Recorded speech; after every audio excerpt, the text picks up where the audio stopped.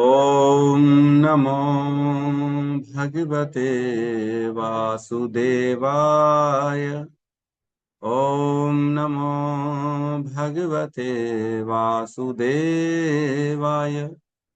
ओम नमो भगवते वासुदेवाय। यः स्वानुभावम् अखिलं श्रुतिसारमेकम् आध्यात्मदीपम् अतितीर्षितां तमोऽन्धम् संसारिणां करुणयः पुराणगुह्यम् तं व्याससूनम् उपयामि गुरुमुनीनां। नारायणं नमस्कृत्य नरं चैव नरोत्तमं देवीं सरस्वतीं व्यासं ततो जयमुदीरये। श्रवणतां स्वकथा कृष्ण पुण्यश्रवण कीर्तिनः हृदयन्तस्तो हि अभद्राणि विदुनोति सुहृत् सताम्। नष्टप्रायेषु अभद्रेषु नित्यं भागवत सेवया भगवती उत्तम श्लोके भक्तिर्भवति नैष्टिकी। श्रवणतः श्रद्धया नित्यं गृणतश्च स्वचेष्टितम् कालेन नातिदीर्घेण भगवान् विशते हृदि। कृष्णाय वासुदेवाय देवकी नंदनाय च नंदगोपकुमाराय गोविन्दाय नमो नमः। नमः पंकजनाभाय नमः पंकजमालिने नमः पंकजनेत्राय नमस्ते पंकजांग्रिये। जय श्री कृष्ण चैतन्य प्रभु नित्यानंद श्री अद्वैत गदाधर श्रीवासादि गौर भक्त वृंद। हरे कृष्णा कृष्णा कृष्णा हरे हरे हरे राम राम राम हरे हरे। हरे कृष्णा कृष्णा कृष्णा हरे हरे हरे राम राम राम हरे हरे। हरे कृष्णा कृष्णा कृष्णा हरे हरे हरे राम राम राम हरे हरे।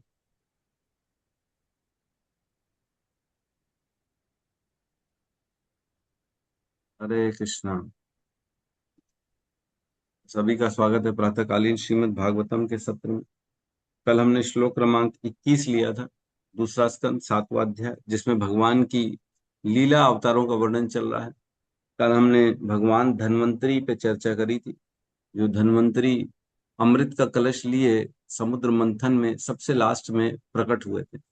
उन धन्वंतरी के बारे में सारी हमने चर्चा कर ली थी, है ना। तो बड़ा सुंदर वर्णन आता है। अनुवाद लिखते हैं इस प्रकार। आपने धन्वंतरी अवतार में श्री भगवान अपने साक्षात यश द्वारा निरंतर रुग्ण रहने वाले जीवात्माओं के रोगों का तुरंत उपचार कर देते हैं और उनके कारण ही सभी देवता दीर्घायु प्राप्त करते हैं। इस प्रकार श्री भगवान सदा के लिए महिमा मंडित हो जाते हैं। उन्होंने यज्ञों में से भी एक अंश निकाल लिया और उन्होंने ही विश्व में औषधि विज्ञान आयुर्वेद का प्रवर्तन किया। इन्होंने किया, स्वयं धन्वंतरी भगवान ने आयुर्वेद का जो प्रदान किया है, वो धन्वंतरी भगवान ने आयुर्वेद का ज्ञान दिया पूरे संसार को। ठीक है, तो शरीर को प्रयास करना चाहिए हमें कि शरीर रोग मुक्त रहे, और इसलिए भगवान ने ज्ञान दिया ताकि व्यक्ति अपना समय ज्यादा से ज्यादा भगवान की भक्ति में दे, है ना। रोग इत्यादि हो तो उसका उपचार करो, गोली खा लो और जो है भक्ति करो, ऐसा काम होना चाहिए। ना कि गोली नहीं खा रहे हैं और भक्ति नहीं कर रहे, है ना। बोले अरे ठीक नहीं लग रहा, सर दर्द हो रहा है, हमारे से तो कुछ नहीं होगा। तो कुछ नहीं होगा तो उससे अच्छा कुछ करो ना, है ना। कुछ करना ज्यादा जरूरी है। ठीक है, तो हम दूसरे स्कंद के 7वें अध्याय के श्लोक क्रमांक 22 में। ठीक है, क्लियर जी दिख रहा है। जी प्रभु। तो आज हम पढ़ेंगे भगवान परशुराम के बारे में। परशुराम जो फरसा लिया है, जिन्होंने क्षत्रियों का वध कर दिया, है ना, आज उनका चर्चा होगी। बड़ी सुंदर कथा है, बड़ी आज कथा होगी सुंदर उनकी। फिर नई चीजें पता पड़ेंगी आज कि क्या हुआ था, कैसे हुआ।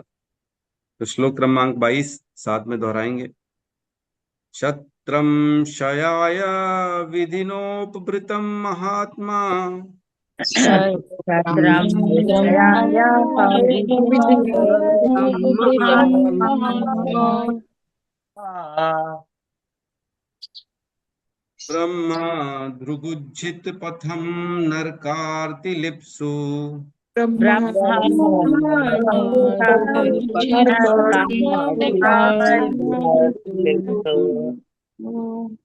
उद्यंत साव अवनिकंटक उद्यंत साववनिकटं उद्यंत साववनिकटंक उग्रवीर्यम वीर्यस सॉरी सावनिक वनिका कंठवीर उग्रवीर्यः उद्यंत साव अवनिकंटक उग्रवीर्यस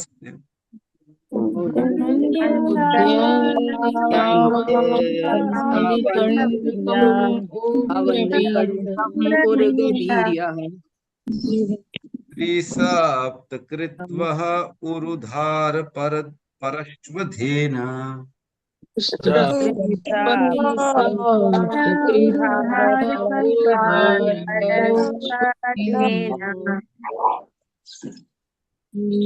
तत्रं शयाय विधिनोपभृतं महात्मा तत्रं छयाय विधिनोपव्रतं महात्मा ब्रह्मा दृग ऊर्जितपथं नरकार्तिलीप्सु ब्रह्मा मृग उद्युक्तं नरकाग्निषु उद्यन्तसाववनिकण्ठ पनिकण्टकम् उग्रवीर्य साव अवनिकटं निकटकम् उग्रवीर्यः त्रिसप्तकृत्वा अरुधार परश्वधेना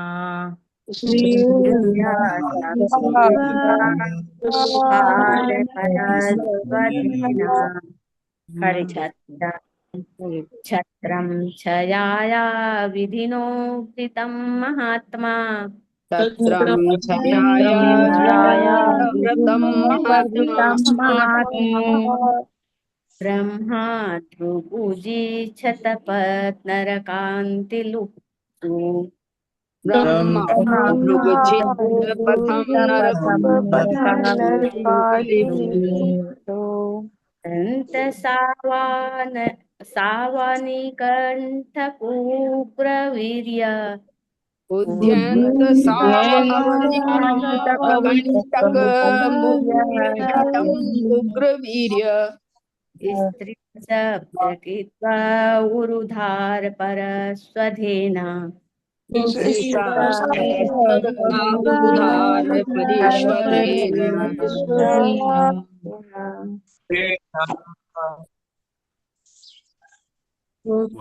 छत्रं छत्रं छयाय विधिनोपभृतं महात्मा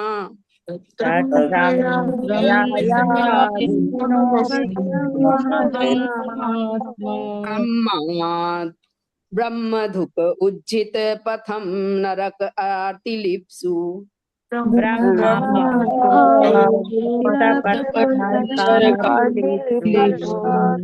उद्यन्त साव अवनिकटकम् उग्रवीर्यः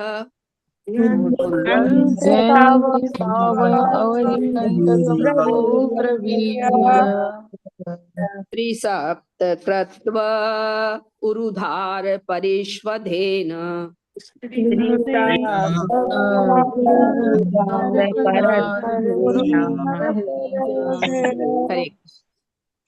अनुवाद। जब शासक वर्ग जो क्षत्रिय नाम से जाने जाते थे परम सत्य के पथ से भ्रष्ट हो गए और नरक भोगने के पात्र हो गए, तब श्री भगवान ने परशुराम ऋषि का अवतार लेकर उन अवांछित राजाओं का उच्छेद किया जो पृथ्वी के लिए कंटक बने हुए थे। इस तरह उन्होंने अपने तीक्ष्ण फरसे द्वारा क्षत्रियों का 21 बार उच्छेदन किया। ओम ज्ञानतिमिरन्धस्य ज्ञानाञ्जनशलाकया चक्षुरुन्मीलितं येन तस्मै श्री गुरुवे नमः। श्री चैतन्य मनोभीष्टम स्थापितम येन भूतले स्वयं रूपः कदा मह्यं ददाति स्वपदान्तिकम्। वन्देऽहं श्रीगुरु श्रीयुतपदकमलं श्रीगुरून् वैष्णवांश्च श्रीरूपं सागरजातं सहगण रघुनाथान्वितं तं सजीवं साद्वैतं सावधूतं परिजन सहितं कृष्ण चैतन्य देवं श्री राधा कृष्ण पादान् सहगण ललिता श्री विशाखान्वितांश्च। हे कृष्ण करुणा सिंधु दीनबंधु जगतपते गोपेश गोपिका कांता राधा कांत नमस्तुते। तप्त कांचन गौरांगी राधे वृंदावनेश्वरी वृषभानुसुते देवी प्रणमामि हरिप्रिये। वाञ्छाकल्पतरोभश्च कृपा सिन्धुभ्यैव च पतितानां पावनेभ्यो वैष्णवेभ्यो नमो नमः। नमो विष्णुपादाय कृष्णपृष्ठाय भूतले श्रीमते भक्तिवेदांत स्वामीति नामिने। नमस्ते सारस्वते देवे गौरवाणी प्रचारिणे निर्विशेष शून्यवादी पाश्चात्य देशतारिणे। जय श्री कृष्ण चैतन्य प्रभु नित्यानंद श्री अद्वैत गदाधर श्रीवासादि गौर भक्त वृंद। हरे कृष्णा कृष्णा कृष्णा हरे हरे हरे राम राम राम हरे हरे। हरे कृष्ण। तो बहुत ही सुंदर श्लोक है ना। तो इसमें देखते हैं, यहाँ कह रहे हैं कि शत्रम शयाय समस्त राजवंश, शत्रम मीन्स जो राजवंश थे, जो क्षत्रिय थे, शत्रम समस्त राजाओं, जो शयाय जो नाश करने के लिए बढ़े हुए थे, है ना। मतलब ऐसा समझा जा सकता है कि जिन्होंने पाप किए अब उनका नाश होना निश्चित है, तो ये इस प्रकार से बढ़े हुए, जिनके पाप बढ़े हुए हैं अब उनका नाश होना निश्चित है। शयाय या जगत को नाश कर रहे थे जो ऐसे राजा। शयाय मीन्स जो नाश कर रहा है, मीन्स या तो वो अपना भविष्य का नाश कर रहा है या अन्य धर्मात्माओं का नाश कर रहा है, तो दोनों ही स्थिति में उसका नाश होना निश्चित है। तो बढ़ा हुआ, जिसका पापों का घड़ा बढ़ा हुआ है ना, ऐसा बोलते हैं वो शयाय। वैसे विधिनोपभृतम, विधिनो उपभृतम मीन्स ऐसे व्यक्ति जो होते हैं इनका जो है मरना निश्चित रहता है ना। कहते हैं ना, कई बार बोलते हैं अरे तू क्या मरना चाहता है क्या। कई बार गुंडे मवाली बोलते हैं अरे तू मेरे से लग रहा है, तेरे को क्या जिंदगी प्यारी नहीं है, तेरे को क्या ऊपर निकलना है क्या, टिकट कटा के आया क्या, घर से बोल के आया क्या आज कि वापस नहीं आऊंगा घर। कई बार ऐसा मजाक मजाक में बोला जाता है। तो यही कह रहा है विधिनोपभृतम, मतलब ऐसा है कि यद्यपि सभी को मरना है, मरने का रेट तो 100%। प्रभुपाद से पूछा, जब प्रभुपाद अमेरिका गए थे, किसी ने पूछा आप कहाँ से, तो बोले आप हम इंडिया से, भारत से। बोले वही ना जहाँ डेथ रेट सबसे ज्यादा है, ज्यादा लोग मरते हैं वहां पे। तो श्रील प्रभुपाद ने कहा नहीं, डेथ रेट तो सब जगह सेम है, 100%। जिसने जन्म लिया है उसको मृत्यु निश्चित है, चाहे वो अमेरिका में हो चाहे भारत में हो। तो डेथ रेट सभी जगह समान है, जिसने जन्म लिया उसको मरना निश्चित। तो यहाँ लिखा है विधिनो उपभृतम, विधिना उपभृतम मतलब देवतावश बढ़े हुए। तो देववश बढ़े हुए का अर्थ क्या है, इसको समझने का प्रयास करिए। कहने का अर्थ ये है कि दैवी दैवी कृपा से, जैसे सपोज करो हम बात करते हैं कि किसी साइंटिस्ट ने परमाणु बम बना लिया, बनाया ही है, लोगों ने बम बनाया। तो बम बनाने का उद्देश्य क्या है, लोगों का वध ही है, और क्या, हमारे देश जो है जीत सके दूसरे को। तो ये वैसे भी सभी लोग मर रहे हैं, ऐसा नहीं है कि कोई मर नहीं रहा है, लेकिन बम बनाने से क्या हो गया, वह मृत्यु को और तेजी से पास ला रहे हैं ना, और ज्यादा मरेंगे।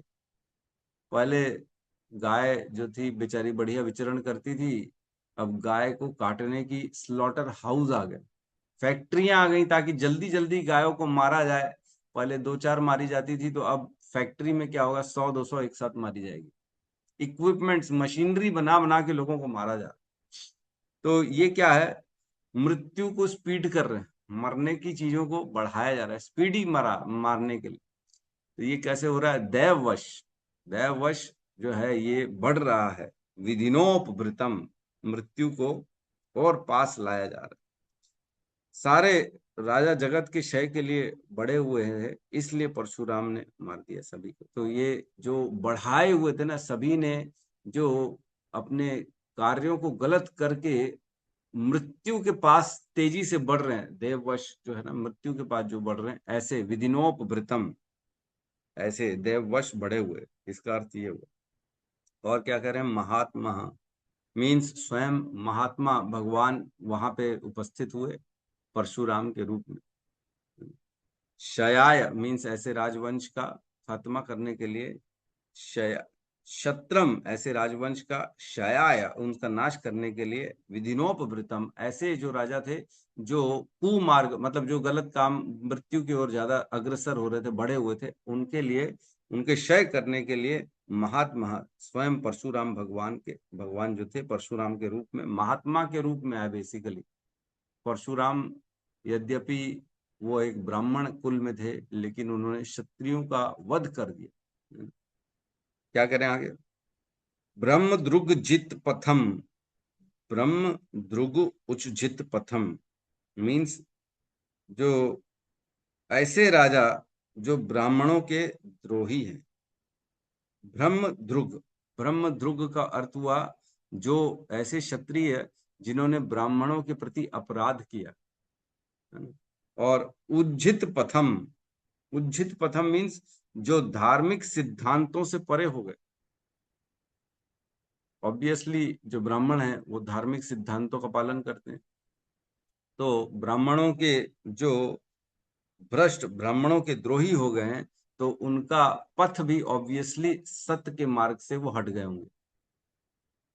उज्जित पथम मीन्स जो सत्य का मार्ग है, जो धार्मिक पथ है, जो शास्त्र के अनुसार बताए गए कर्तव्य हैं, उन कर्तव्यों को भूल जाना, उन कर्तव्यों से दूर हो जाना, गलत पथ में चलना। उज्जित पथम, रास्ता गलत अपना लिया प्रभु। कई बार बोलते हैं तुम्हारा घर में लड़का रास्ता ठीक नहीं चल रहा, उसका ठीक रास्ते नहीं चल रहा, वो मतलब उसने गलत मार्ग को अपना लिया। उज्जित पथम, देखो ऐसा है, ब्राह्मण जो होते हैं, भगवान ने बताया ब्राह्मणों को कि ब्राह्मण मेरे सिर हैं, है ना, मुख के समान है ब्राह्मण, मेरे हेड है, हेड। तो हमने तब भी चर्चा करी थी, हेड का क्या काम होता है? पूरी बॉडी को गाइड करना। पैरों को सर बताता है कि कहाँ चलना, हाथों को सर बताता है, आंखें बताती हैं कि कहाँ चलना है ना, क्या करना है, कैसे उठाना है, मुख के अंदर डालना है ना, कार्य कैसे करना है, ये सारा काम कौन बताता है? सर बताता है पूरी बॉडी को। बिना सर के बॉडी कैसी चलेगी? बिना एक आध इंद्री के भी कैसे चलेगी? आंख नहीं हो गई है, कान नहीं हो गए तो कैसे चलेगी? बुद्धि नहीं रही तो कैसे चलेगी बॉडी? नहीं चलेगी। भगवान ने बताया ब्राह्मण कौन है? मेरे सिर हैं। और जो है समस्त वर्ण आश्रम को मार्ग दिखाने वाले ब्राह्मण ही तो हैं, जो बताते हैं इस संसार को कि क्या करना है क्या नहीं करना। उन्हीं ब्राह्मणों के जो है द्रोही जो हो जाए राजा, तो वो गलत पथ पे तो चलेगा, क्योंकि ब्राह्मण क्या है, उनका काम क्या है? धर्म के अनुसार सबको चलाना। और जो ब्राह्मणों का द्रोही हो जाएगा वो धर्म का भी द्रोही हो जाएगा। तो क्या कह रहे? ब्रह्म ध्रुगु मीन्स ब्राह्मणों का द्रोही हो गए ऐसे राजा, उज्जित पथम जिन्होंने अपना पथ भ्रष्ट हो गए हैं। और उनका क्या है? नरकार्ति लिप्सु। नरकार्ति लिप्सु मीन्स ऐसे लोग जिन्होंने अपने पथ को भ्रष्ट कर लिया है, वो अब नरक जाने की इच्छुक हो गए। नरक आरती लिप्सु मीन्स नरक की यातना के पात्र बन गए। तो जो ब्राह्मण के द्रोही हो जाएंगे, जो गलत पथ पे चलेंगे, तो ऑब्वियसली उनको क्या होगा? नरक मिलेगा ही मिलेगा, नर्क जाने के पात्र बन गए, योग्य बन गए हैं। अब आप योग्य बन गए हो कि आप जो है इस कमिटी में, इस कॉलेज में एडमिशन ले सकते हो, है ना, या इस जगह आ सकते हो, योग्य। अब वो योग्य बन गए हैं नर्क जाने के। नर्क प्राप्ति। लिप्सु का अर्थ होता है इच्छा, इच्छा करना। नर्क आरती लिप्सु, आरती मीन्स जो है, जो परेशानियां हैं, जो दुख है, पीड़ा है। नर्क आरती लिप्सु, नर्क के दुखों को लेने के इच्छुक हैं, ये अर्थ है बेसिकली। तो कई बार बोलते हैं ना, तेरे काम ऐसे, अब तो तेरे को नर्क जाना ही है, तू बड़ा इच्छुक है नर्क जाने का लग रहा है, डेली मुर्गा मच्छी खा रहा है, तो तेरी इच्छा है नर्क की यातना भोगने की। तेरे को पकोड़े बनेंगे, तेरे भी नर्क में जाके तेल में पकड़ा तेरे पकोड़े बनाएंगे, तो तेरी इच्छा लगता है पकोड़ा बनने की। तो ऐसा बोला जाता है। वैसे ही यहाँ पे कह रहे हैं नरकार्थी लिप्सु, ऐसे राजा जो ब्राह्मणों के द्रोही हो गए हैं, पथभ्रष्ट हो गए, वो नर्क जाने के और नर्क के यातनाओं को भोगने के इच्छुक बने हुए। और क्या करें आगे, उद्यंत उद्यंत असौ, उद्यंती असौ, और ऐसे लोगों को उद्यंती असौ मीन्स उखाड़ फेंक उन सभी को, उखाड़ के फेंका उन सभी को।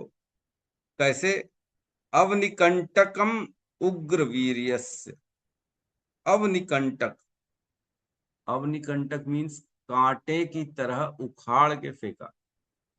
जैसे कई बार हम देखते हैं, जो रोज होता है, कमल का फूल, उसमें कांटे होते हैं, तो उसको तुरंत उखाड़ के फेंका जाता है बाहर। रोज के साथ कांटा ठीक नहीं है। तो ऐसे कांटे के समान जो राजा थे, जो पृथ्वी में भार थे, ऐसे को उखाड़ के फेंका किन्होंने, परशुराम ने।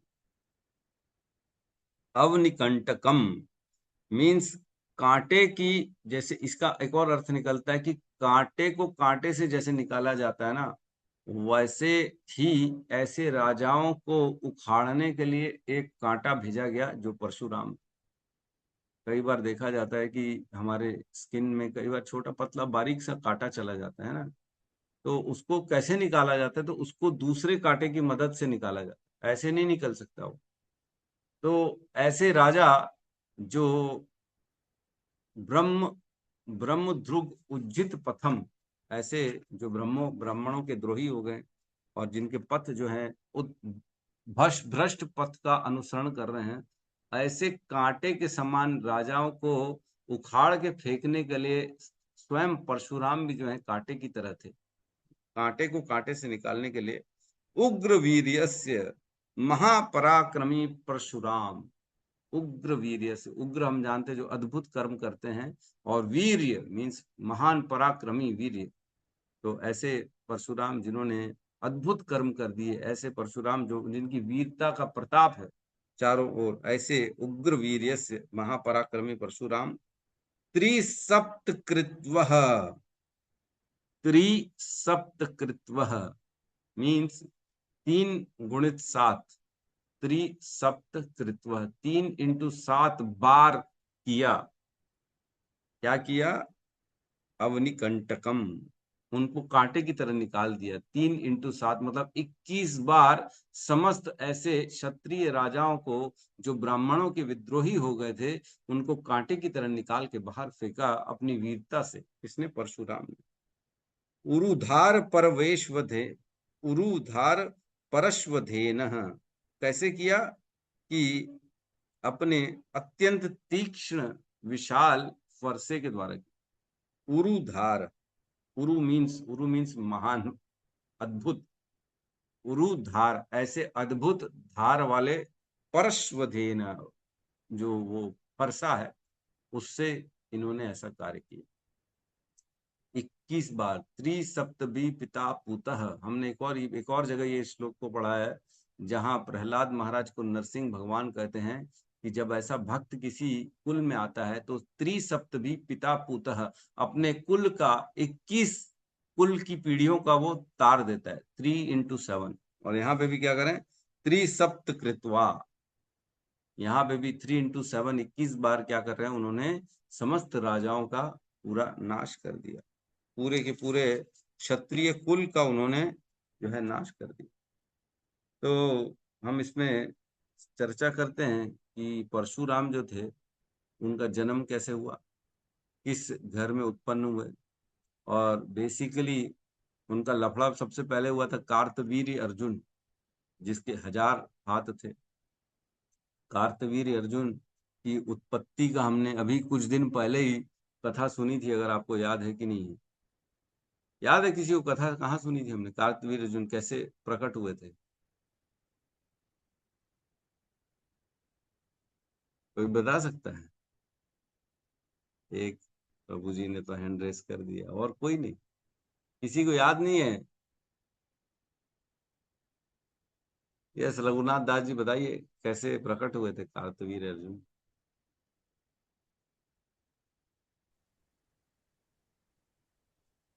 हरे कृष्णा प्रभु जी, दंडवत प्रणाम। प्रभु जी, कार्तवीर्य अर्जुन के जन्म होने का कथा तो एग्जैक्टली मेरे को याद नहीं है, पर हाँ उन्होंने कैसे कैसे उनका मतलब वो कैसे राज कर रहे थे, उनके 1000 हाथ थे ये मालूम है, और उनका वध कैसे हुआ, और वो उन्होंने ऐसा क्या अपराध किया था जिसके कारण उनका वध हुआ, उन्होंने क्या किया था, क्योंकि भगवान परशुराम के पिता जमदग्नि के पास अरे मैं ये पूछ नंदिनी ही नहीं गाय रहा हूं थी। ना, ये सब तो अभी हम पढ़ेंगे। मैं जो पूछा अब उसका उत्तर दो ना, कि उनका जन्म कैसे हुआ। अभी पढ़े थे, कुछ दिन प्रभु पहले ही पढ़े थे। ये याद है कि नहीं है? प्रभु जी, एकादशी का व्रत किया था उनकी माता जी ने। हाँ, यस, प्रभु जी एकदम सही हाँ। बता रहे हैं, अभी पढ़े थे, याद है। अभी कुछ दिन पहले एकादशी थी, है ना? कौन सी एकादशी थी? अपना अभी तो थी जो पद्मिनी एकादशी, है पद्मिनी। ना? जी पद्मिनी प्रभु। एकादशी, जो इस पुरुषोत्तम मास में स्पेशली 3 साल में एक बार एकादशी आती है, उस एकादशी के व्रत को रखा था कार्तवीर्य अर्जुन की माता ने। कार्तवीर्य अर्जुन के पिता जो थे वो कीर्तवीर थे, है ना? उनका नाम भी ऐसे कुछ था। मैंने लिखा हूं, मैं बता रहा हूँ।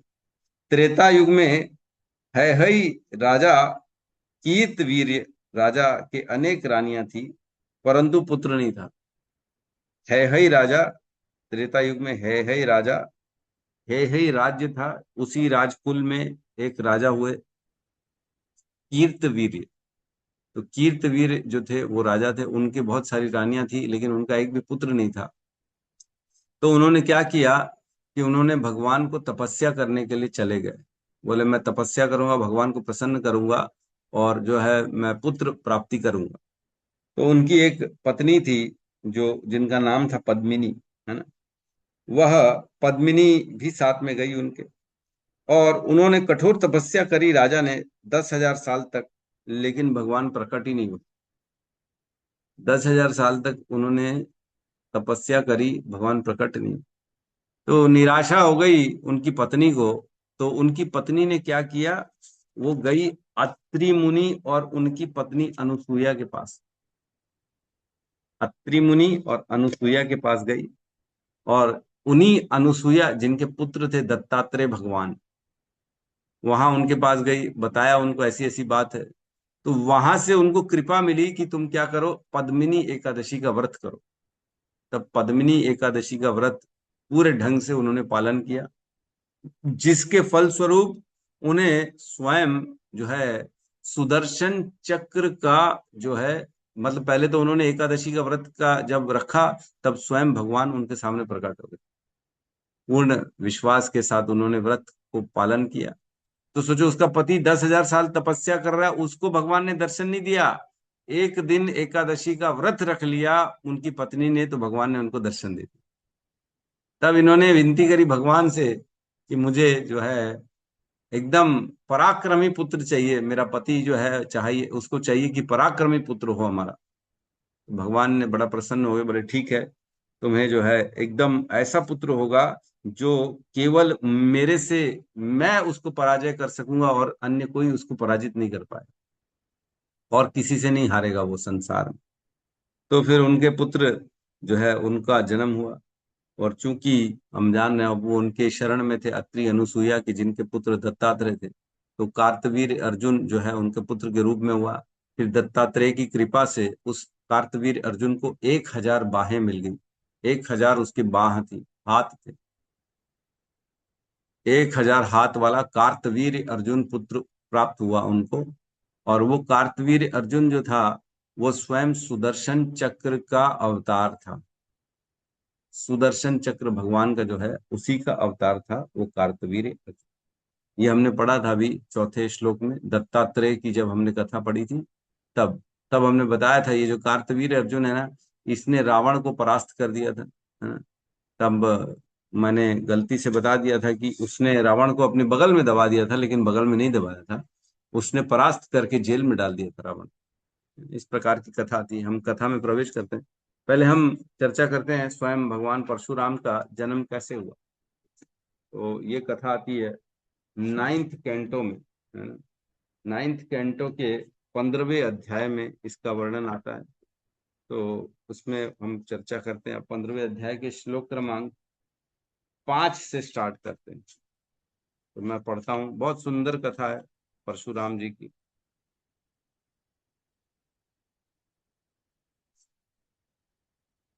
श्लोक क्रमांक 5 से। एक राजा गाधी थे, गाधी की चर्चा चल रही है ना, राजा गाधी के बारे में, जो कि पुरूरवा और उर्वशी जो थे उनके कुल में आते हैं। राजा गाधी पुरूरवा जो थे ना, जिसने उर्वशी से शादी करी थी, और उर्वशी ने जो जिनको छोड़ दिया था, और उर्वशी ने कंडीशन रखी थी कि अगर मैं तुम्हें नग्न देख लूंगी तो तुरंत छोड़ के चली जाऊंगी। तो एक बार मेमने की चोरी हो गई, फिर वो नग्न देख लिया उन्होंने, फिर उनको छोड़ के चली गई पुरूरवा को उर्वशी ने। तो ये पुरूरवा जो थे ये स्वयं सोम के पुत्र थे, है ना। सोम, राजा सोम वाला कुल है, ऐसे ही कुछ है। ठीक है, तो आगे बेसिकली हम चर्चा करते हैं यहाँ पे राजा गाधी के बारे में। तो राजा गाधी की एक पुत्री थी जिसका नाम सत्यवती था, जिससे विवाह करने हेतु ऋचिकी ऋचिक नामक ब्रह्म ऋषि ने राजा से विनती करी। तो बड़ी सुंदर उनकी पुत्री थी सत्यवती। एक ऋषि था, उनका हृदय आ गया इस पुत्री पे, वो इनके पास आया कि मेरा विवाह अपनी पुत्री से करा दो। तो राजा ने क्या देखा कि ब्रह्म ऋषि से कौन अपनी पुत्री को देगा, मैं क्षत्रिय हूं और ये ब्राह्मण है, अपनी पुत्री कौन देगा, किसी राजा को दूंगा तो मेरी पुत्री सुखी रहेगी। तो इनके हृदय में आया, लेकिन ऋषि आए और इसकी याचना मैं कैसे मना कर लूं। तो उन्होंने ऐसी कंडीशन कर दी, कंडीशन कर ली। कहते हैं क्योंकि हम लोग राजसी क्षत्रिय हैं, अतः आपको मेरी पुत्री के लिए कुछ दहेज देना हो। बोलते पुत्री मैं आपको दे तो दूंगा, लेकिन आपको दहेज देना होगा। उल्टा चल रहा है, लड़की भी देंगे और दहेज लेंगे। जनरली क्या होता है, लड़की वाले दहेज देते हैं, ये लेकिन लड़की वाला होके दहेज ले रहा है, बोल रहा है मेरे को दहेज चाहिए। और दहेज भी क्या चाहिए बोल रहे हैं, आपको 1000 ऐसे एकदम चांदनी के समान उज्जवल घोड़े देने होंगे। 1000 घोड़े जिसका एक कान काला हो और एक कान सफेद। ये कंडीशन कर ली। और देखो ऐसी कोई कंडीशन, ऐसा कोई घोड़ा होगा जिसका एक कान सफेद हो और एक कान काला हो? ऐसा तो कोई घोड़ा होता ही नहीं है। तो ऐसी कंडीशन कर दी, मतलब ऐसी इम्पॉसिबल वाली कंडीशन दे दी ताकि मेरी बेटी बच जाए, है ना। लेकिन जब राजा गाधी ने यह मांग प्रस्तुत की तो महर्षि जो ऋचिक थे वो क्या किए, वो उनके मन की बात समझ गए कि ये जो है उलझा रहा है मैटर को, और ये शादी चाहता नहीं। लेकिन क्योंकि वे बड़े उत्कृष्ट ऋषि थे, वो भी कोई कमजोर आदमी नहीं थे, तो उन्होंने क्या किया, वो वरुण देव के पास चले गए और वरुण देव से जाके याचना करी कि मेरे को 1000 ऐसे घोड़े दो जो चांदनी के समान, चंद्रमा की चांदनी के समान उज्जवल हों, और जिनका एक कान सफेद हो और एक कान काला। ऐसे 1000 घोड़े उनको फिर वरुण देव ने उनको भेंट कर दिए। ठीक है, ऋचिक ऋषि को दे दिया उन्होंने 1000 घोड़े, और वह 1000 घोड़े वो लेके राजा गाधी के पास आ गए। अब राजा गाधी को जब दे दिया तो अब राजा गाधी को तो मजबूरी में शादी करनी पड़ गई। बोले इसने तो कंडीशन ही मान ली, अब क्या करें। तत्पश्चात ऋचिक मुनि की पत्नी जो थी वह सत्यवती, सत्यवती नाम है क्या, सरस्वती नहीं सत्यवती, सत्यवती, इन दोनों ने क्या किया, हाँ विवाह कर लिया। उसके बाद तत्पश्चात ऋषिकी मुनि की पत्नी तथा सास दोनों ने पुत्र की इच्छा से मुनि से प्रार्थना की। तब क्या हुआ, जो सत्यवती थी जो राजा गाधी की पुत्री थी, तो राजा गाधी की एक पत्नी भी थी जो सत्यवती की माँ थी। है ना। राजा गाधी को भी पुत्र नहीं था, तो क्या किया राजा गाधी की जो पत्नी थी उसने और उसकी पुत्री सत्यवती ने, दोनों ने क्या किया, इस ऋषि से विनती करी कि हमारे को पुत्र दे दो। मतलब सास ने और पत्नी ने दोनों ने विनती करी कि हमारे को पुत्र दो। तो क्योंकि ये बड़े उत्कृष्ट ऋषि थे, इन्होंने क्या किया, फिर आहुति तैयार की, इन्होंने प्रार्थना की भगवान से, और मुनि ने आहुतियां तैयार करी। और ऐसे चरु, उस आहुति को चरु कहा गया है, ऐसी 2 आहुतियां तैयार करी चरु, एक अपनी पत्नी के लिए और एक अपनी सास के लिए, ताकि उसको भी पुत्र हो जाए भाई, वो भी विनती कर रही है। तो ऐसे तैयार करके दोनों को उन्होंने दे दिया, बोले ये मेरी पत्नी तेरे लिए और ये मेरी सास तेरे लिए, दोनों इसको खाओ और आप दोनों को पुत्र हो जाएगा। और वो नहाने चले गए। तो जब नहाने चले गए तब क्या किया, सत्यवती की माँ ने बोला, तू तो अब ऋषि हो गई है, ब्राह्मण की पत्नी होगी, तू अपना वाला मुझे दे दे, क्योंकि स्वयं अपने पुत्र वो अच्छा चाहेंगे, इसलिए तेरे को अच्छा दिया होगा। तू एक काम कर, तू अच्छा वाला मेरे को दे दे और मेरा वाला तू ले ले, दोनों को तो बेटे होने ही है। तो वो उसने अपनी माँ की बात मान ली, सत्यवती ने, और जो आहुति माँ को दी थी उसको खा लिया और अपनी वाली आहुति को माँ को दे दिया। हाँ, हाँ। इस प्रकार से एक्सचेंज कर लिया उन्होंने, है ना, एक्सचेंज कर लिया। तब जब ऋषि जो ऋचिक स्नान करने गए थे वो वापस आए, तो उनकी जो है आने के बाद उनको सब पता पड़ा, उनको बताया गया ऐसा ऐसा हो गया, ऐसा ऐसा हो गया, हमने एक्सचेंज कर लिया है, हमने खा लिया है, लेकिन हमने एक्सचेंज कर लिया। तो ऐसा करने पे उसने बोला, तुमने बहुत बड़ी भूल कर दी है सत्यवती, तुमने इतनी बड़ी भूल क्यों कर दी? मैंने जो तुमको दिया था वो स्पेशली तुम्हारे लिए था, और मैंने जो सासू माँ को दिया था वो स्पेशली सासू माँ के लिए ही था, तो तुमने एक्सचेंज क्यों कर लिया?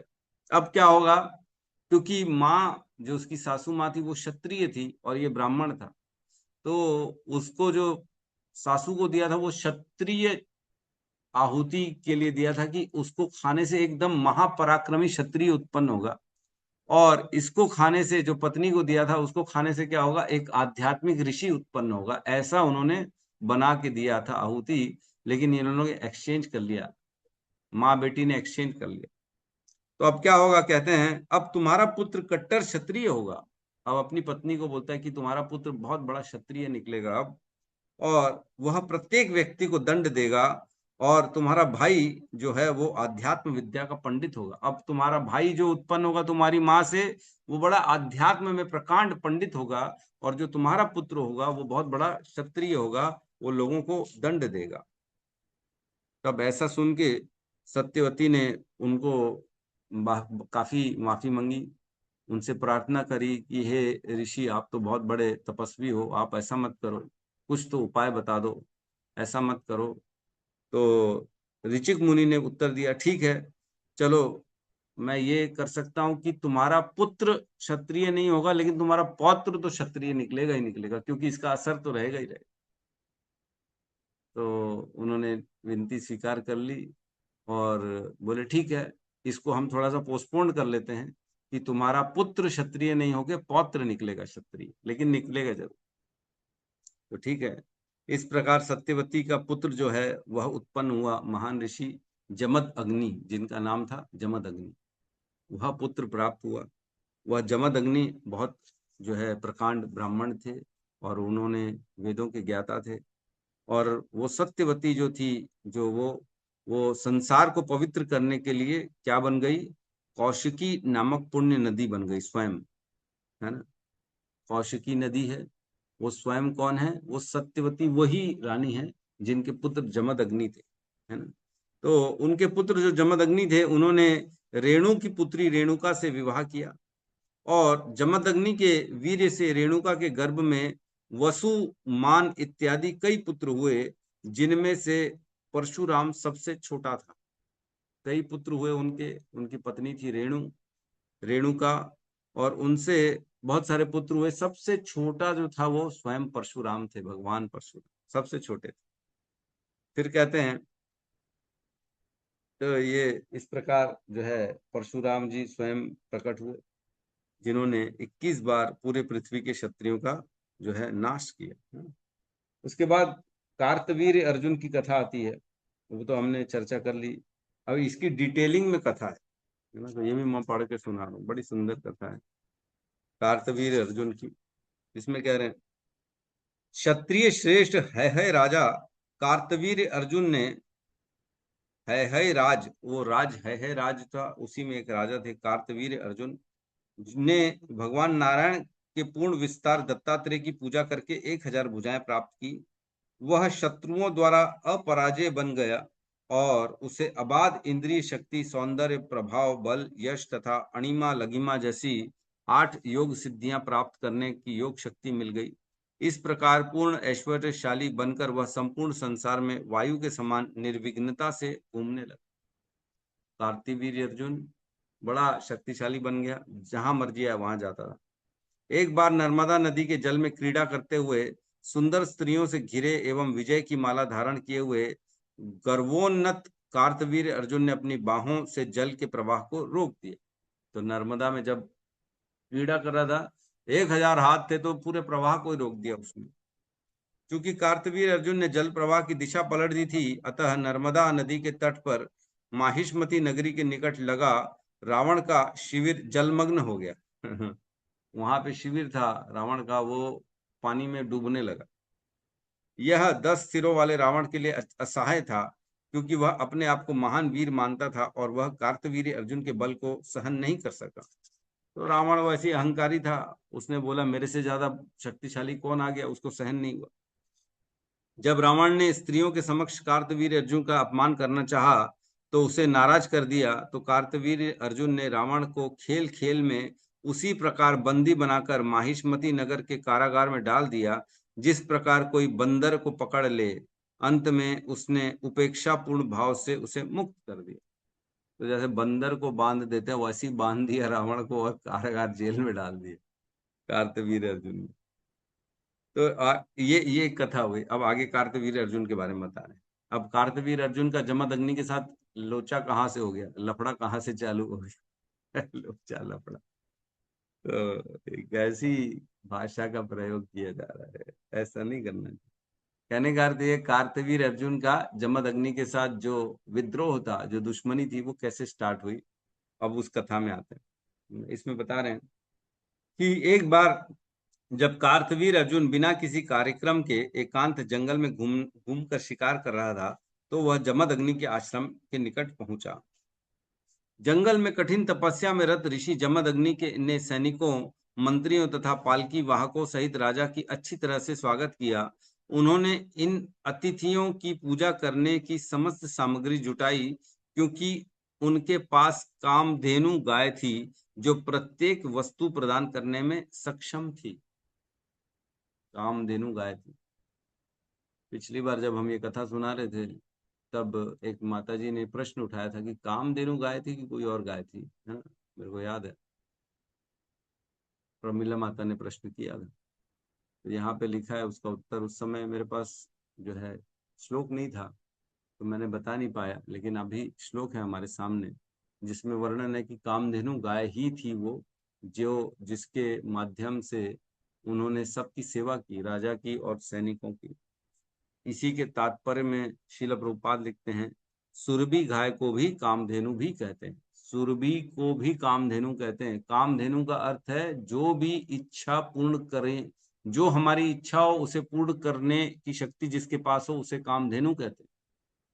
तो कामधेनु मतलब इच्छा पूर्ण करने की शक्ति। तो ये सुरभि गाय में भी होती है, इसलिए सुरभि को भी कामधेनु कहते हैं। आगे कहते हैं, कार्तवीर अर्जुन ने सोचा कि जमदग्नि उसकी तुलना में अधिक शक्तिशाली एवं संपन्न है, क्योंकि उसके पास कामधेनु रूपी रत्न है। अतः उसने तथा उसके है जनों ने जमदग्नि से के सत्कार की अधिक प्रशंसा नहीं की, बल्कि उसे कामधेनु से लेना उससे कामधेनु लेना चाहते थे, जो अग्निहोत्र यज्ञ हेतु लाभदायक थी। तो इस प्रकार जो है कामधेनु गाय को फिर उसने मना कर दिया, तो चुराने का प्रयास किया। भौतिक शक्ति से गर्वित कार्तवीर अर्जुन ने अपने आदमियों को जमदग्नि की कामधेनु चुरा लेने हेतु उकसाया। फलतः वे व्यक्ति रोती बिलखती कामधेनु को उसके बछड़े सहित बलपूर्वक कार्तवीर्य अर्जुन की राजधानी महिष्मति ले आए। महिष्मति कार्तवीर्य अर्जुन की राजधानी थी। तो महिष्मति पिक्चर भी आई थी। महिष्मति एक राज्य, कौन सी पिक्चर थी जिसमें महिष्मति था? साउथ की अभी बड़ी हिट पिक्चर नहीं आई थी? बाहुबली प्रभु जी। हाँ, बाहुबली, यस यस, बाहुबली में भी महिष्मति राज्य था। महिष्मति तो वही महिष्मति बेसिकली कार्तवीर्य अर्जुन का राज्य। इसके पश्चात जब कामधेनु सहित कार्तवीर्य अर्जुन चला गया तो जमदग्नि के सबसे छोटे पुत्र परशुराम आश्रम में लौटे। जब उन्होंने कार्तवीर्य अर्जुन के दुष्कृत्य के विषय में सुना तो वे कुचले हुए सांप के समान क्रुद्ध हो उठे।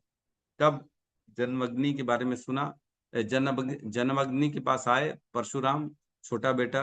उनको बताया गया कि अरे भैया कार्तवीर्य अर्जुन आया था, वो तो गाय चुरा के लेके चला गया। तो उनको बड़ा क्रोध आया।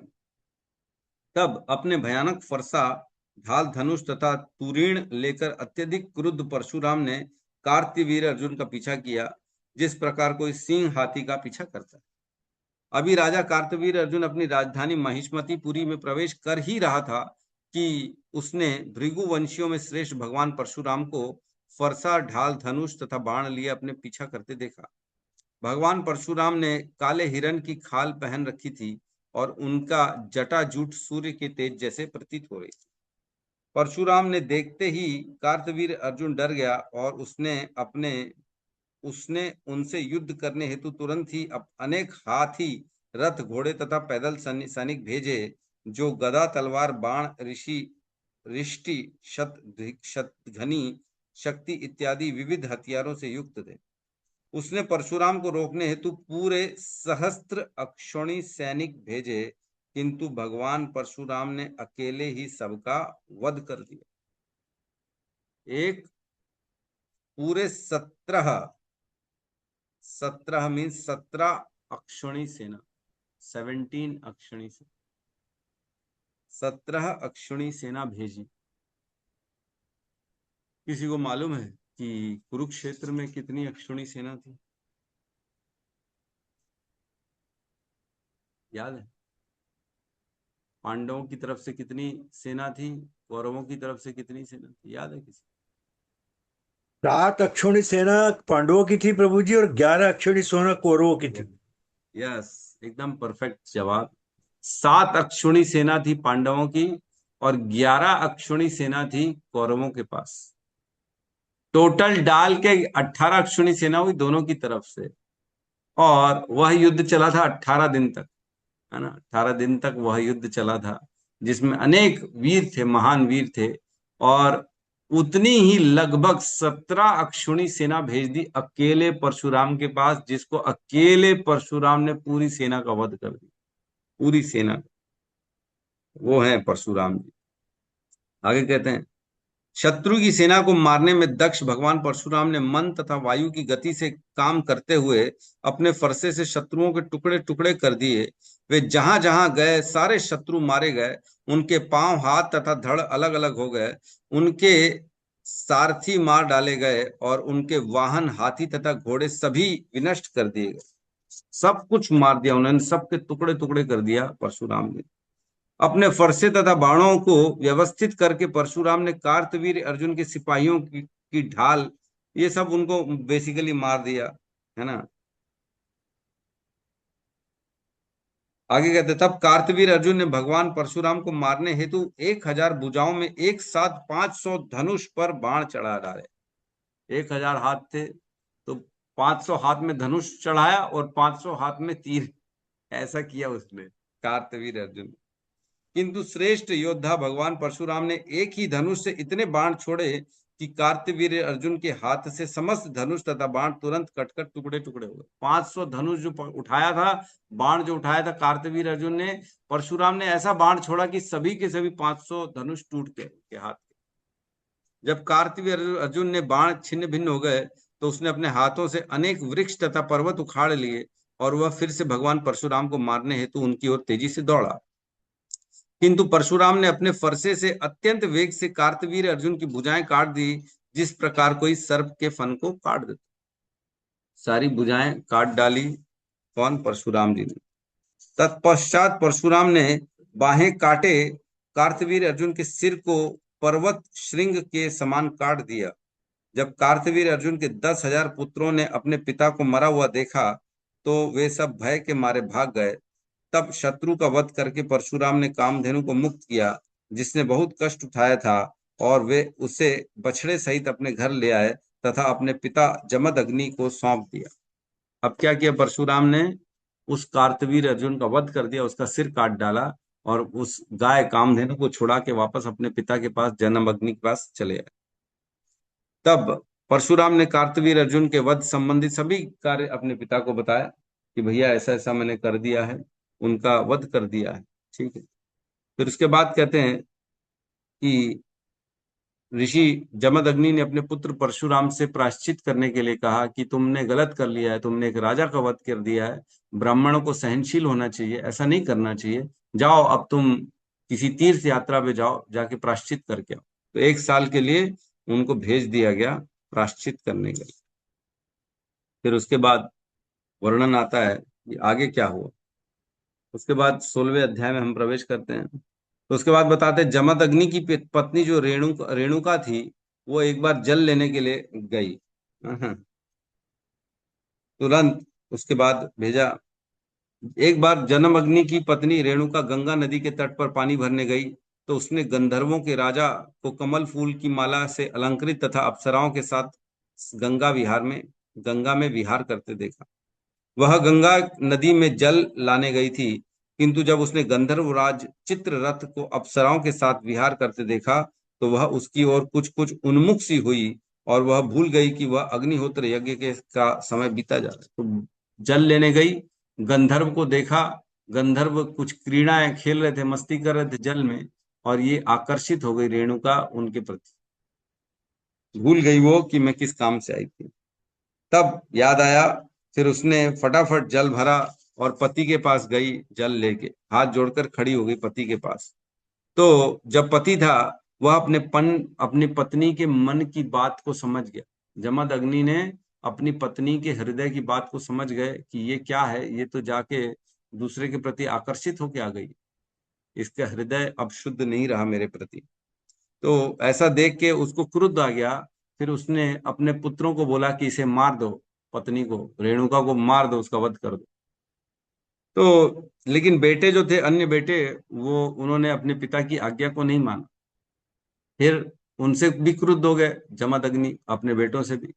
तब परशुराम को बोला कि जाओ इन सब अपने तुम्हारे जो भाई हैं इनका वध कर दो, इन्होंने मेरे बात का जो है मान नहीं रखा, इन्होंने मेरे वचन को फॉलो नहीं किया है, और अपनी माँ का भी वध कर दो क्योंकि वो एक दूसरे गंधर्व के प्रति आकर्षित हो गई। और परशुराम ने अपने पिता के वचनों का पालन करते हुए अपने सभी भाइयों का मार डाला और अपनी माँ को भी मार डाला।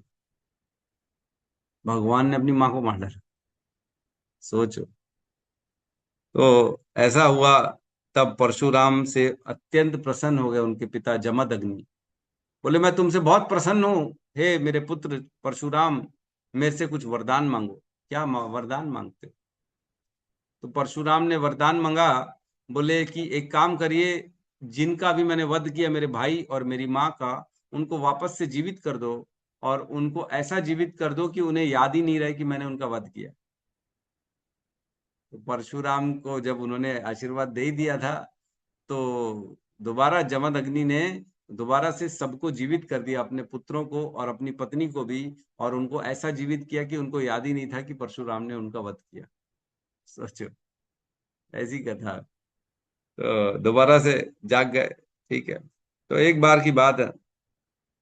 फिर जब ये हुआ तब उनके भाई परशुराम और उनके भाई विचरण करने निकले जंगल में।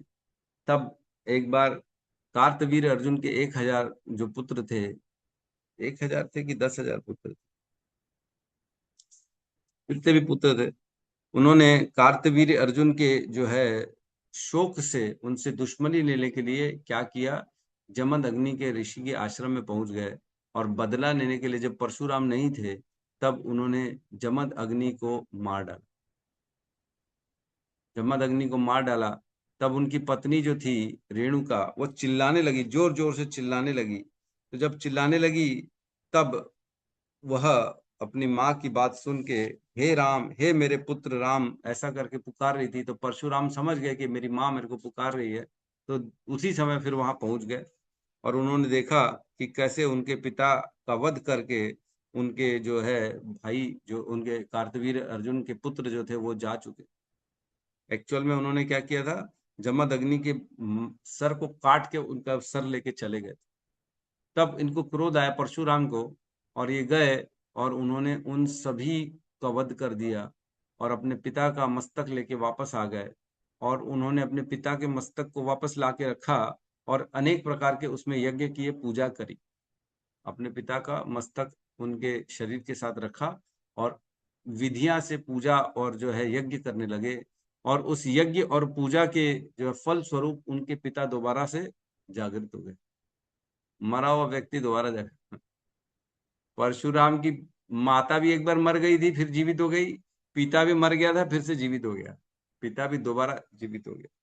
तो इस प्रकार दोबारा जीवित कर दिया उन्होंने अपने पिता को। तो कार्तवीर अर्जुन के पुत्र परेशान थे, तो जमदग्नि का वध कर दिया, तो विलाप हुआ। परशुराम ने फिर क्या किया, इस क्रुद्ध, इस महान घटना के कारण क्या किया परशुराम ने कि उन्होंने 21 बार समस्त जो है क्षत्रियों का वध कर दिया। बोले राजा, आजकल के राजा हैं ही नहीं राजा बनने लायक, इन सबको मार डालो, सबको खत्म कर डालो। तो इस प्रकार जो है 21 बार पूरी पृथ्वी से उन्होंने समस्त क्षत्रियों का नाश कर दिया। और उन्होंने क्या किया कि उस उनकी रक्त से क्या 9 झीलें उत्पन्न कर दी। झील पूरे के पूरे जो है तालाब था, झील था, 9 झील बना दी रक्त से। इतना वध किया उन्होंने, इतने लोगों को मारा, ये जो है सफाया कर दिया उन्होंने। तत्पश्चात परशुराम ने अपने पिता के सिर के मृत को जोड़ दिया गया, वो तो मैंने बता दिया आपको, यज्ञों द्वारा।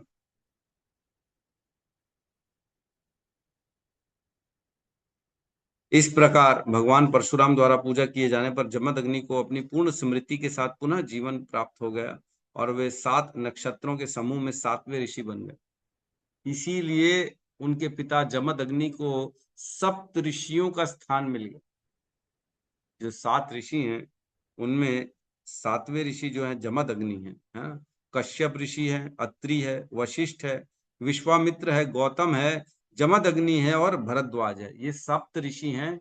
तो सप्त ऋषि में जो 7वां ऋषि बने वो ये जमदग्नि बने। क्यों? क्योंकि उनके पुत्र ने, परशुराम ने ऐसे यज्ञ अनुष्ठान किए कि उनको जीवित भी कर दिया और उनके जो है ना, उनको 7वां नक्षत्र के समूह में ऋषि बना डाला। अगले मनवंतर में जमदग्नि पुत्र कमल नेत्र भगवान परशुराम वैदिक ज्ञान के महान संस्थापक होंगे। दूसरे शब्दों में वे सप्त ऋषियों में एक होंगे। अब अगले मनवंतर की बात चल रही है। अगले मनवंतर में स्वयं परशुराम सप्त ऋषि बन जाएंगे, ये लिखा है 9.16.25, 25 नंबर श्लोक में बता रहे हैं परशुराम अब अगले मनवंतर में सप्त ऋषि बन जाएंगे। तो इस प्रकार परशुराम की कथा आती है, जिन्होंने जो है समस्त क्षत्रियों का वध कर दिया और इस पृथ्वी को भार से, कांटों के भार से दूर कर दिया और अपनी माँ का, अपने पिता का सबका बदला ले लिया उन्होंने। ठीक है, तो यहाँ पे हम आज की क्लास को रोकते हैं। किसी का कोई प्रश्न है तो ले सकते हैं।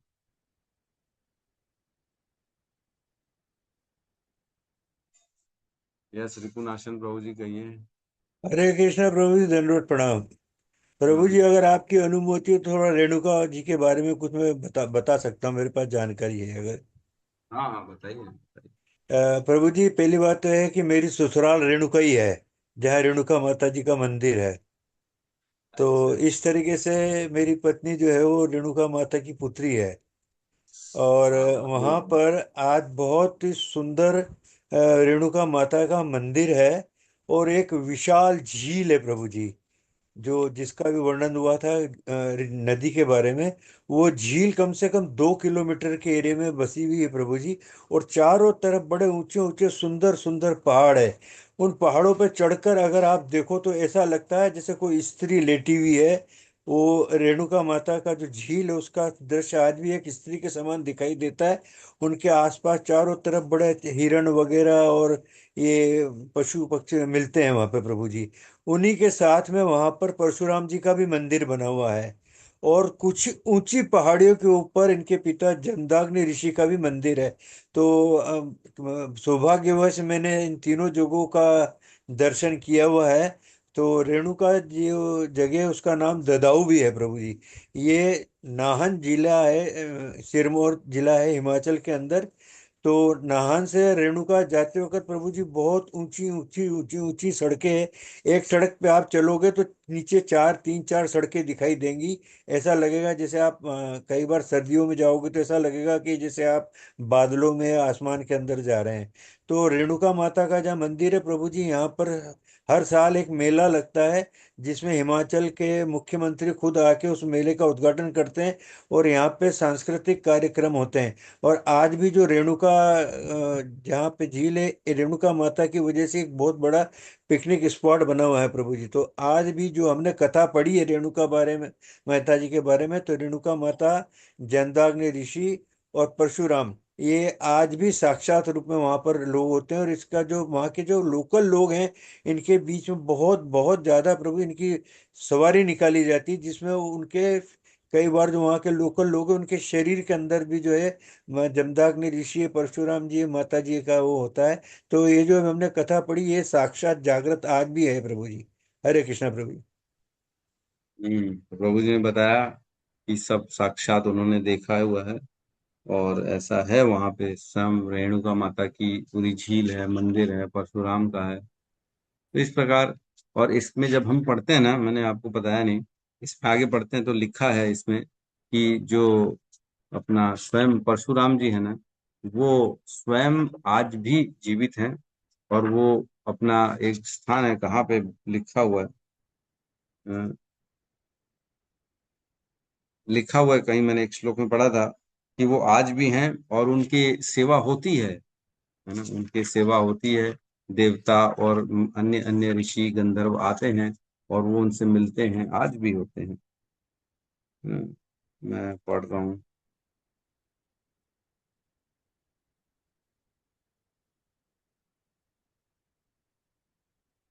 हाँ, लिखा है इस प्रकार कौशिक, नहीं नहीं, यहीं पे 16वें अध्याय में एंड एंड में कहीं मैंने पढ़ा था कि ये लिखा हुआ है कि आज भी परशुराम जी जो है ना कहीं पे हैं, और वो कौन से पहाड़ में है, कहाँ पे स्थान में है, वहां पे वो आज भी अपने ध्यान में है।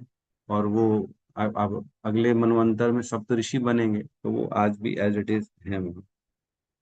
ठीक है, ये बिल्कुल सही है। तो प्रभु आपने जो इतना वहाँ मंदिर वंदिर गए, तो ये कथा मालूम थी कि आपको दर्शन करके आए आप रिपुनाशन प्रभु जी? हाँ हाँ प्रभु जी, इसके बारे में वर्णन आता है, वहाँ के लोकल लोग बताते हैं। वो जब माता हम्म। रेणुका का वध हुआ था, परशुराम जी हम्म। ने जब उनका रेणुका माता का सर काटा था, तो उसके बाद में फिर परशुराम जी की सेवा से जमदाग्नि ऋषि प्रसन्न हुए थे। तो उन्होंने परशुराम जी को बोला कि मांगो, तुम क्या वर मांगते हो। तो उन्होंने ये बोला कि मेरी माता को फिर से पुनर्जीवित किया जाए। तो फिर से जो कथा है उसके अंदर जमदग्नि ऋषि ने वापस जो है रेणुका माता को पुनर्जीवित किया था प्रभु जी। और जो वहाँ के लोकल लोग हैं प्रभु जी, जैसे क्या उसको क्या कह सकते हैं, वो बड़ा समा उसको डोले डोले बोलते हैं प्रभु जी, झूले। उसमें सवारियां निकलती हैं और एक तरीके से प्रोसेशन जैसा निकलता है। और वो उनके लोगों के शरीर में वो अंग आके खेलता है प्रभु जी। और वो प्रथा आज भी चली आ रही है। और जमदग्नि ऋषि, परशुराम और जी और रेणुका माता का आज भी प्रभु जी वहाँ पर साक्षात प्रभाव जो है वहाँ लोकल लोगों के लेख में देखा जाता है प्रभु जी। और ये जो कथा है वहाँ के लोकल लोगों के बीच में प्रचलित है प्रभु जी। हरे कृष्ण। ये श्लोक क्रमांक 9.16.26 इसमें लिखा है, आज भी भगवान परशुराम महेंद्र नामक पहाड़ी प्रदेश में बुद्धिमान ब्राह्मण के रूप में रह रहे हैं। पूर्ण तुष्ट एवं क्षत्रिय के समस्त हथियारों को त्याग कर वे अपने उच्च चरित्र तथा कार्यों के लिए सदैव सिद्धों, गंधर्वों एवं चारणों के द्वारा पूजित, वंदित एवं प्रशंसित हैं। तो और आज भी है वो महेंद्र नामक पहाड़ी में। अब ये कहाँ पे आपको मिलना है तो जा सकते ढूंढ के परशुराम जी से। ठीक है, क्योंकि हमने पढ़ा कि परशुराम से मिलने चली गई थी, आपको याद है कि नहीं है?